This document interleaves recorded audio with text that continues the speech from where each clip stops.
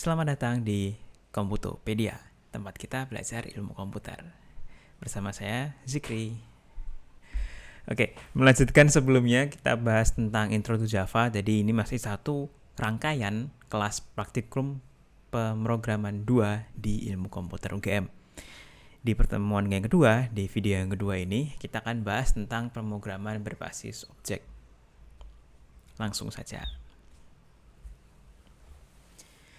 Sedikit melanjutkan apa yang sudah saya bilangkan di video yang sebelumnya tentang penamaan ya. Nah, ada beberapa nama yang tidak boleh digunakan ketika kita membangun atau membuat sebuah kelas baru atau metode baru. Jadi penamaan ini adalah yang sudah di-reserve atau sudah disimpan, sudah dipakai oleh Java-nya, jadi jangan dipakai lagi. Ada beberapa, contohnya seperti boolean, itu adalah memang tipe data native-nya Java, jadi tidak bisa dipakai. Byte, double, int, itu kan tipe-tipe data yang memang sudah bawaannya Java, itu memang sudah tidak bisa dipakai lagi. Oke, langsung saja kita bahas yang benar-benar mulai tentang pemrograman objek. Di Java, ketika kita awal membuat sebuah metode, kan kita declare dulu kan. Paling simpelnya di main-nya, public static void main. Nah, public yang depan ya, itu adalah modifier untuk access control. Kalau misalkan dia public, maka dia bisa diakses.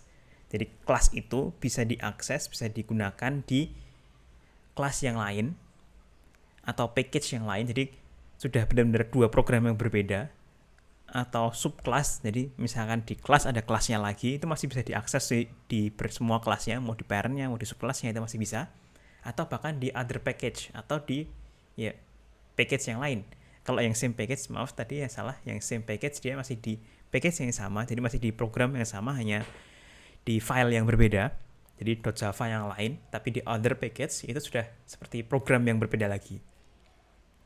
Kalau public, dia bisa diakses di semuanya itu. Nah, bisa dilihat di sini. Kalau yang kedua, yang protected, dia hanya tidak bisa diakses di package yang lain. Jadi ketika sudah package-nya lain, jadi selasa kayak sudah programnya lain, maka sudah tidak bisa diakses lagi metode yang ke protected itu. Kemudian yang no access modifier, maksudnya nggak ada apa-apanya. Jadi yang paling defaultnya itu hanya bisa di same class dan same package. Ya udah di kelas yang sama, dia bisa dipanggil dengan yang kelas lain. Jadi tidak bisa yang di sampai subkelasnya. Kemudian masih bisa di package yang sama. Jadi file yang sama biasanya ada di atas, itu ada package namanya apa. Ketika package-nya sama itu masih bisa diakses. Yang terakhir adalah private. Nah, kalau private ini ya dia paling kecil lah, karena paling kecil itu adalah kelas, jadi dia hanya bisa diakses di kelas tersebut. Kalau misalkan ada private variable di kelas yang lain, itu sudah bisa diakses ketika kita di kelasnya ya sudah beda itu tadi. Jadi sudah berbeda, ya udah beda, nggak bisa diakses itu kalau private. Nah, modifier yang jenis kedua adalah modifier value. Tadi ya kalau kita contohnya di main ada public static void main. Nah, kalau voidnya mungkin nanti akan kita bahas lebih lanjut lagi. Kita bahas yang nomor 2-nya, yang di tengahnya itu. Biasanya ada static, ada final, ada abstract. Yang pertama adalah static. Static itu bisa diakses di kelas lain, tapi tidak harus melakukan instansiasi value di kelas tersebut. Jadi kalau misalkan kita ada variabel yang static, mau diakses di kelas yang lain, itu bisa diakses, bisa diperbarui, jadi kita masukkan nilai baru itu bisa. Kalau static, kalau misalkan tidak ada apa-apanya, ya tidak bisa diakses di kelas lain. Jadi mau kita ambil gitu, itu nggak bisa, harus dibuat static dulu. Yang kedua adalah final. Final ini ya sama seperti yang variabel kemarin ya, jadi tidak bisa diubah value-nya. Jadi kalau ada kelas yang final, ya udah dia final, nggak bisa ditambah-tambahin lagi, tidak bisa diganti-ganti objek di dalamnya. Kalau yang abstrak, jadi ini nanti akan kita bahas lebih lanjut di video ini, itu adalah metode, misalkan kalau abstrak itu metode yang isinya ya nggak ada isinya, maksudnya kita hanya deklarasikan namanya saja, tapi isinya nggak ada. Jadi harus dibuat ketika nanti kalau mau dipanggil, itu ada ada modifier seperti itu. Mungkin agak susah ya bayanginnya gimana. Nah, nanti di video yang kan kita lanjutkan sekarang ini, di video yang ini kita akan bahas lebih lanjut lagi. Oke. Nah, sekarang kita mau bahas nih tentang yang namanya constructor. Ini sangat berkepentingan dengan kelas ya. Jadi ketika kita membuat kelas, maka harus ada konstruktornya. Kalau kita manggil, misalkan kita bikin sebuah objek ayam dengan kelas unggas gitu ya. Nah, kita kan harus unggasnya itu harus dibuat sesuatu. Misalnya diisi dengan unggasnya berkaki 2, bersayap 2, misalkan seperti itu ya. Atau ayam dengan kelasnya hewan gitu kan. Hewan ada kakinya 2, itu kan ditentukan dengan caranya adalah konstruktornya ini. Biar lebih jelasnya, kita lihat di contohnya saja ya. Di sini ada public class circle, jadi kelasnya circle, ada variabel radius dan color. Dia private, dia tidak bisa diakses di luar. Jadi kalau mau nge-set radius tanpa metode ya, tanpa metode di set langsung radius sama dengan itu nggak bisa karena dia private. Nah, kemudian ada yang constructor.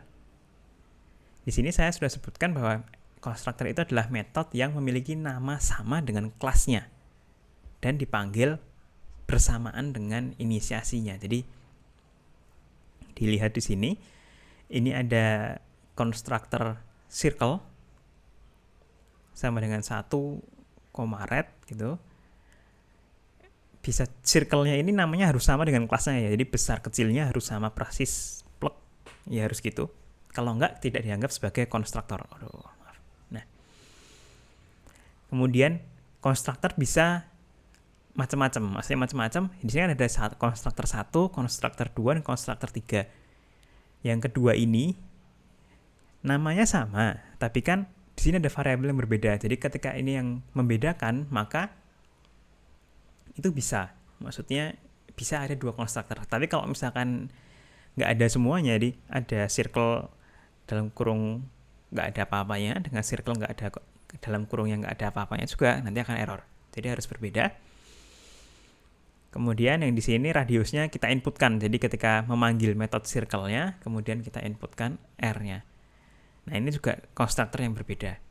Nah, menggunakannya gimana? Jadi menggunakannya itu, sebentar, saya contohnya lain belum ada. Saya terangkan secara kata-kata aja ya. Jadi ketika kita panggil, misalkan kita buat sebuah variabel lingkaran.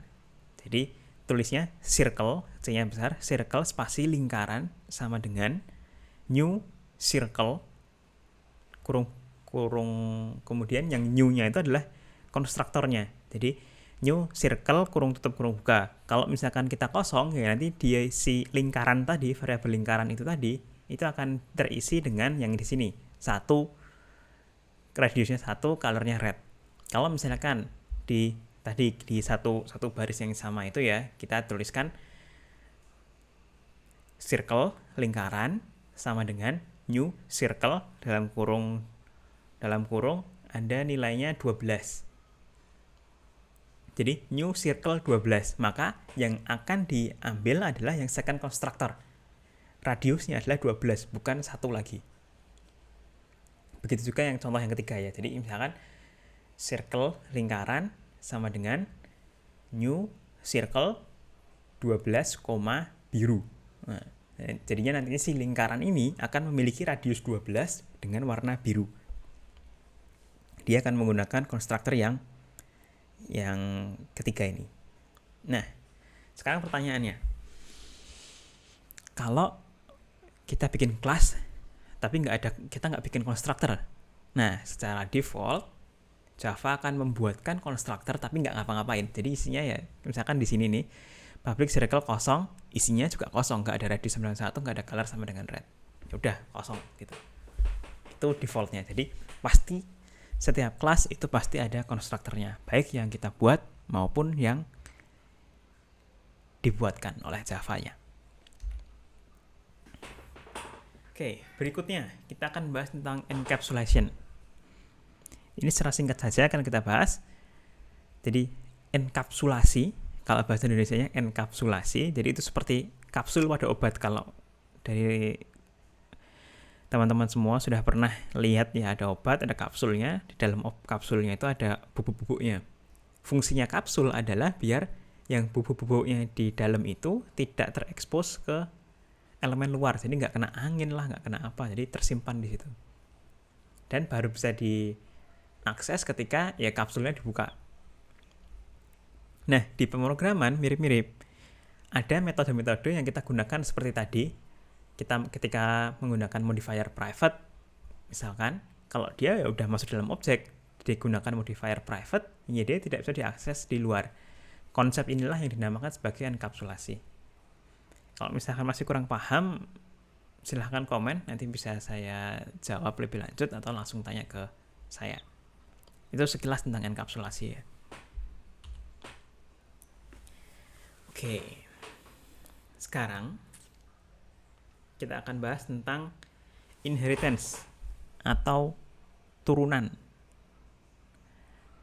Bahasa Indonesia inheritance itu adalah apa namanya? Jadi kalau kekayaannya orang tua, harta warisan itu ke anaknya. Jadi inheritance itu adalah warisan, yaitu penurunan sifat sehingga kelas turunan memiliki metode yang sama atau lebih dari metode orang tuanya. Jadi, maksudnya metode-metodenya itu harus dari orang tuanya itu dimiliki oleh anaknya. Kira-kira seperti itu. Contohnya di sebelah kiri atas di sini ya. Ini ada metode circle. Di metode circle ini dia adalah orang tuanya. Ada metode radius double, kemudian ada metode get radius, get color, dan get area. Nah, ketika aku ingin membuat sebuah kelas turunannya circle, misalkan kita di bawahnya adalah turunannya circle adalah silinder. Silinder kan tabung, jadi tabung kan ada lingkaran-lingkarannya itu. Dia juga punya radius, tapi dia ada ketambahan tinggi. Maka si silinder ini adalah inheritance-nya, memiliki inheritance dari circle, namun ditambahi ada get height dan ada set height. Jadi kalau di atasnya kan nggak ada nih height-nya, tingginya kan nggak ada, volume juga nggak ada, tapi ditambahkan di silindernya. Walaupun tidak tertuliskan di sini, si silinder ini secara langsung sudah mempunyai metode-metode yaitu get radius, get color, maupun get area. Itu sudah ada. Nah, itulah yang namanya inheritance. Konsepnya seperti itu. Contohnya kita bisa lihat di sebelah tengah ini ya. Di tengah sini ada public class cylinder extend circle. Jadi ini menginheritance kan. Kemudian ada ini di kelasnya silinder ya. Silinder kita tambahkan ada height-nya.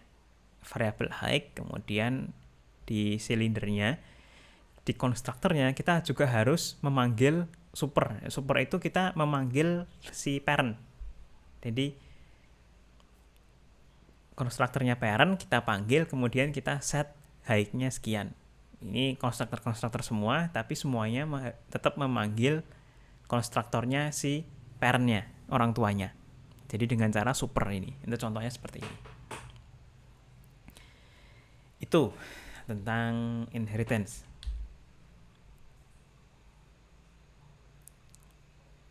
Nah, sekarang kita akan bahas tentang polymorphism.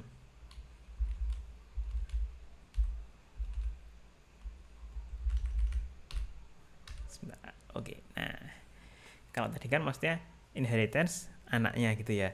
Nah, sekarang polymorphism ini lanjutannya. Ketika anaknya memiliki metode yang sama dengan orang tuanya, itu bisa diganti isinya.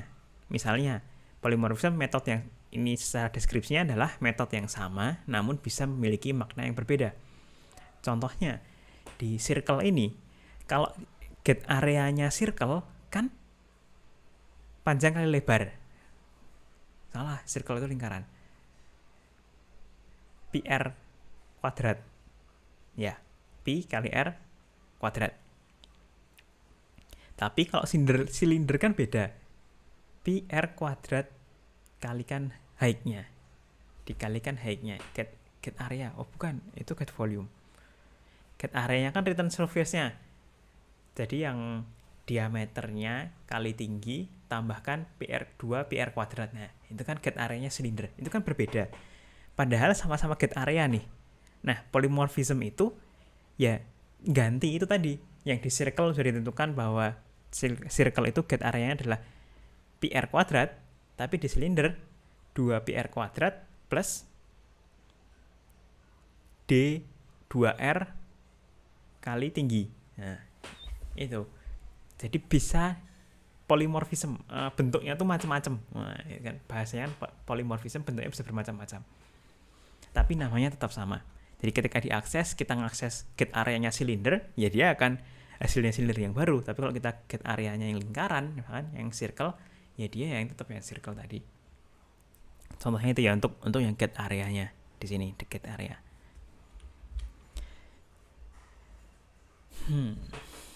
Abstrak. Nah, ini yang tadi sudah saya sebutkan di awal video. Ini agak susah juga ya. Maksudnya agak susah adalah ketika saya belajar agak pemahamannya juga agak abstrak gitu. Tapi coba pelan-pelan saya terangkan di sini. Abstrak itu adalah adanya metode kosong sehingga objek lain bisa memiliki struktur yang sama. Objek lain tuh anaknya ya, jadi yang di inheritance kan itu bisa memiliki struktur yang sama. Contohnya kita lihat di shape itu adalah orang tuanya. Setiap shape, setiap bentuk itu pasti punya area. Maka dibuatlah get area di sini. Tapi kan kalau kita hanya membuat sebuah shape, hanya membuat sebuah bentuk, kita nggak tahu tuh gimana caranya dapat get area. Maka kita kosongin dulu. Nggak tahu rumusnya lah, bentuknya kayak gimana kita nggak tahu gitu kan. Nah, barulah ketika si bentuk ini yang pasti punya area diturunkan ke beberapa bentuk lainnya. Misalnya ada rectangle dan ada triangle, ada segi 4 dan ada segi 3. Segi 4 itu apakah berupa shape? Iya, makanya dia punya get area. Nah, maka ketika dia dibuat si rectangle ini, ditambahkan variabel length dan width-nya, jadi panjang dan lebarnya. Kemudian si get area dan toString, kalau ini toString-nya saya abaikan terlebih dahulu, kita konsentrasi di get area-nya saja, relatif sama. Get area-nya itu harus di polymorphism. Kalau yang tadinya kosong, sekarang harus kita isi. Get area-nya diisi dengan panjang kali lebar. Tapi kan jelas bahwa itu harus disarankan untuk ada, jadi biar semuanya sama.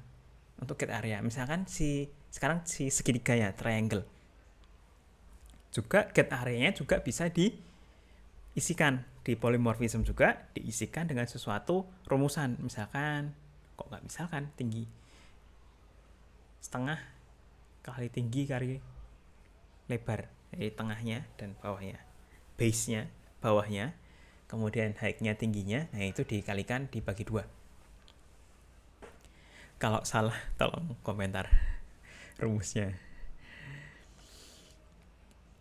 Jadi si segitiga dan segi 4 karena mereka sama-sama shape, pasti mereka punya area, maka mereka memiliki kerangka yang sama. Nah, itulah fungsinya abstrak, fungsinya abstrak kelas yang ada di sini. Jadi shape itu bentuknya biar menyamakan kerangka dari si segi 4 dan dari si segitiga. Itulah abstrak. Nah, biar bikin bingung lagi, sekarang ada yang namanya interface. Interface itu kayak mukanya ya bahasanya kan. Kalau interface tuh tampilan depannya gitu ya, tampilan depannya. Secara konsep dia mirip seperti abstrak, tapi bedanya setiap metode kosong itu harus diisi dan digunakan. Maksudnya harus diisi itu harus di polymorphism. Kalau misalkan di abstrak, si get area-nya ini di rectangle, get area-nya kita kosongin lagi, itu nggak masalah gitu. Tapi kalau di interface, nah itu harus dibuat. Maaf, koreksi. Kalau abstrak, itu get area-nya bisa tidak diimplementasikan, jadi dihilangkan saja, jadi ngikut yang atas kan, seperti inheritance yang sebelumnya, semua metode yang ada di orang tuanya akan di anaknya. Jadi si get arraynya bisa tidak di polymorphism, itu kalau abstrak. Tapi kalau interface dia harus diganti, harus di polymorphism, harus diisi, get arraynya harus diisi sesuatu. Nah itulah bedanya interface dan abstrak. Secara konsep mirip, hanya beda itu aja. Nah bedanya sekarang kalau pengaplikasiannya, bedanya di mana sih dari segi aplikasinya? Adalah penggunaan katanya. Bisa dilihat di sini kalau di abstrak mana tadi? Abstrak dia nggak ada ya di sini ya. Langsung contoh saja. Kalau abstrak dia maka extend. Jadi ketika kita sebutkan public class triangle itu berupa kelas, penamaan ya, T-nya besar di depannya nama kelas, kemudian dia extend shape. Jadi dia hanya extend. Kalau interface dia di sini implements. Jadi bedanya dua itu. Sini ya, implement. Kalau abstract itu extends, kalau interface dia implement. Contohnya bisa dilihat di sini, dia triangle extend shape super. Ini kan get areanya, tapi ini di override, jadi emang nggak masalah, bisa-bisa saja. Nah ini juga diimplement, kemudian need to implement, jadi ada override. Contohnya di sini ya, karena memang interface harus mengimplement semua metode yang ada di abstrak kelasnya. Gitu. Oke, mungkin gitu saja dari pertemuan kali ini. Terima kasih. Di video kali ini rekan-rekan sudah belajar tentang pemrograman objek.